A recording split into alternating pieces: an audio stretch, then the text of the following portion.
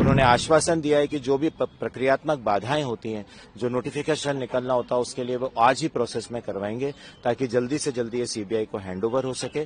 CBI इस stage पर आकर के जब इन्वेस्टिगेशन करेगी टीम, तो फिर इस मैटर में अभी तक जो भी हुआ वो एविडेंसेस क्या वो सेफ हैं? कोर्ट में बहुत अच्छा रहा क्योंकि ये बड़ा एक ऐसा मामला था जो कि बहुत हाईलाइटेड था, सेंसिटिव मामला है और हम त्विषा के परिवार को इस बात का बहुत संतोष है कि ये ऐसा मामला हुआ जिसको माननीय सर्वोच्च न्यायालय ने स्वयं संज्ञान में लिया।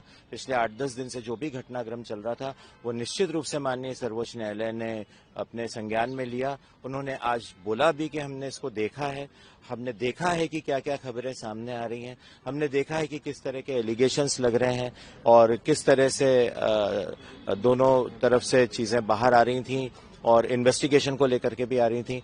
पर उन्होंने कहा कि चूंकि हमने स्वयं संज्ञान में लेने के बाद आज तक का डेवलपमेंट ये है, अच्छा डेवलपमेंट ये है कि त्विषा का सेकंड पोस्टमार्टम जो है वो एम्स न्यू दिल्ली की स्पेशलाइज्ड टीम कर चुकी है, तो ये एक अच्छी चीज है जो डेवलपमेंट जो हो चुका है। और दूसरा उन्होंने बोला कि हम इस बात से भी सेटिस्फाइड हैं कि मध्य प्रदेश शासन ने खुद इनिशिएटिव लेकर के इसमें सीबीआई इंक्वायरी के लिए रिक्वेस्ट की थी और वो सीबीआई इंक्वायरी के लिए के आदेश हो चुके हैं। उनका कंसर्न ये था कि अब मामला जल्दी से जल्दी सीबीआई को हैंडओवर कर देना चाहिए क्योंकि एक निष्पक्ष जांच हो सके, इसलिए जल्दी से जल्दी सीबीआई इसको टेक ओवर करे, जो हम भी कह रहे थे। हम भी जब 22 तारीख को सीबीआई को हैंडओवर करने का ऑर्डर हुआ तब से हम बोल रहे थे कि इसको इमीडिएटली सीबीआई को हैंडओवर किया जाए क्योंकि जो कुछ भी घटनाक्रम हुआ है उसमें त्विषा के परिवार को स्थानीय पुलिस और एसआईटी जो जांच कर रही थी, बहुत सारे कारणों से उन पर विश्वास नहीं रह गया था। तो हम भी ये बोल रहे थे कि वैसे तो ये सीबीआई इंक्वायरी का ऑर्डर ही शासन को बहुत पहले कर देना था, लेकिन 22 को हुआ, अच्छा हुआ और हम 22 तारीख से ही निवेदन कर रहे थे कि इसको शीघ्र सौंप दिया जाए सीबीआई को। तो वो आज माननीय सुप्रीम कोर्ट ने भी कहा। इस पे सॉलिसिटर जनरल तुषार मेहता जी जो मध्य प्रदेश शासन की तरफ से अपीयर हुए थे, उन्होंने आश्वासन दिया है कि जो भी प्रक्रियात्मक बाधाएं होती हैं, जो नोटिफिकेशन निकलना होता है, उसके लिए वो आज ही प्रोसेस में करवाएंगे ताकि जल्दी से जल्दी ये सीबीआई को हैंडओवर हो सके। और एक बार हम भी बहुत सेटिस्फाइड रहेंगे अगर सीबीआई को हैंडओवर हो जाता है क्योंकि हमारी डिमांड ही हमेशा से निष्पक्ष जांच की रही थी। देखिए, एक क्रिमिनल ट्रायल में सब कुछ इन्वेस्टिगेशन पे डिपेंड करता है। अगर इन्वेस्टिगेशन ही सही नहीं होगा तो हम ट्रायल भी क्या ही सस्टेन हो पाएगी। तो इसीलिए हमारा शुरू से डिमांड फेयर इन्वेस्टिगेशन की थी, वो आज हमें पूरी होती दिख रही है। जो आश्वासन तुषार मेहता जी की तरफ से दिया गया है उसके तहत आज जल्दी से जल्दी अगर वो हैंडओवर हो जाता है तो बहुत अच्छा है। और माननीय सर्वोच्च न्यायालय ने कहा है कि अब जबकि वो एक इंडिपेंडेंट सेंट्रल एजेंसी के पास जांच के लिए जा रहा है तो उनका कहना है कि दोनों परिवारों से उनका एक्सपेक्टेशन है कि दोनों परिवार और जो विक्टिम हैं उनके भी सारे विटनेसेस जो हैं और एक्यूज के भी जो विटनेसेस हो सकते हैं, जो भी स्टेटमेंट देना है वो इंडिपेंडेंट जांच एजेंसी के सामने ही अपना पक्ष रखें।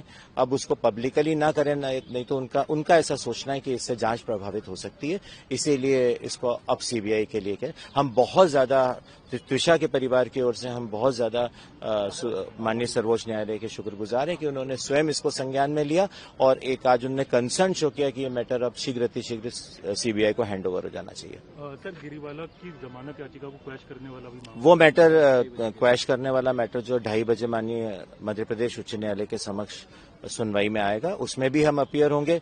उसमें शासन की तरफ से भी उसको उनके एंटीसिपेटरी बिल को क्वैश करने के लिए एप्लीकेशन लगाई गई है। त्विषा के परिवार, उनके पिताजी ने भी लगाई है और उस पर 2:30 बजे हियरिंग होगी। हम सारे तथ्य माननीय उच्च न्यायालय के समक्ष रखेंगे और हमें पूरी उम्मीद है कि हमारे जो भी तथ्य हम रखेंगे माननीय उच्च न्यायालय के समक्ष, वो उनको कंसिडर करते हुए हमें उम्मीद है कि हमें सफलता प्राप्त होगी। ये एक उम्मीद तो है कि सुप्रीम कोर्ट ने डायरेक्शन दिया है कि सीबीआई इन्वेस्टिगेट करेगा, लेकिन सबसे बड़ा क्वेश्चन ये है कि सीबीआई इस स्टेज पर आकर के जब इन्वेस्टिगेशन करेगी टीम, तो फिर इस मैटर में अभी तक जो भी हुआ वो एविडेंसेस क्या वो सेफ हैं?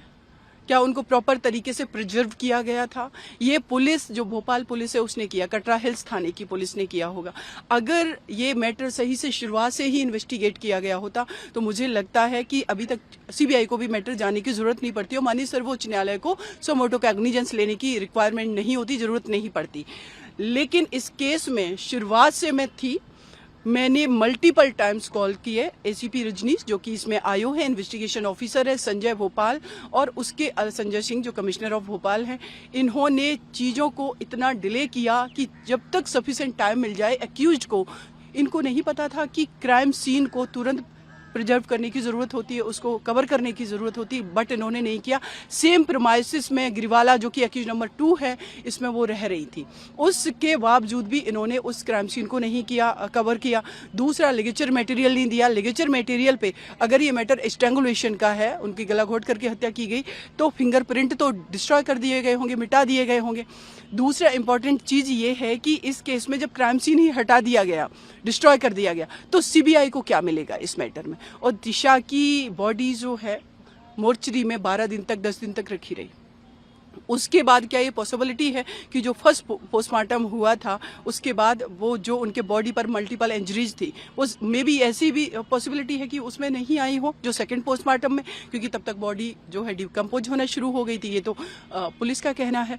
तो देखिए, होप ये है कि उस बेटी को न्याय मिलना चाहिए। वो 5 साल शादी को हुए थे, वो डिजर्व करती हैं जस्टिस। लेकिन जिस तरीके से सिस्टम को मैनिपुलेट करवाया गया, प्रेशर डाल करके, इन्फ्लुएंस करके, शुरुआत से ही गिरवाला सिंह, उनका जो बेटा है लड़का अभी एक्यूज समर्थ, इन लोगों ने पूरा मैनेज करने की कोशिश की। अगर सेशन कोर्ट की बात करें, जब गिरवाला को बेल अलाउ की गई इस केस में, मैंने आर्ग्यूमेंट किए थे, कोर्ट ने इतना भी कंसीडर नहीं किया कि डॉवरी डेथ वाले मैटर्स में कोर्ट प्रिज्यूम करके चलती है कि जब तक कोई एक्यूज्ड ये प्रूफ ना कर दे कि वो इनोसेंट है, तब तक ये मान के चला जाता है कि ये क्राइम किया गया है। लेकिन उन्होंने उन सारे पॉइंट को भी कंसीडर नहीं किया और बेल ग्रांट कर दी, उसको सफिशिएंट टाइम मिल गया एक्यूज्ड को। हम सभी ने देखा कि मीडिया में आकर के कितना कॉन्फिडेंटली बाइट दे रही थी, वो बात कर रही थी, इसलिए क्योंकि उनको ये कॉन्फिडेंस था कि सिस्टम तो हम अपने अकॉर्डिंग चला ही रहे हैं।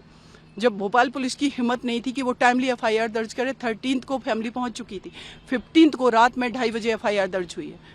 और जबकि हमारी फैमिली से बात 1-1:30 बजे रात तक होती रही, कहते मैम मैं स्टिल थाने में बैठे हैं, पूरी फैमिली बैठी हुई थी।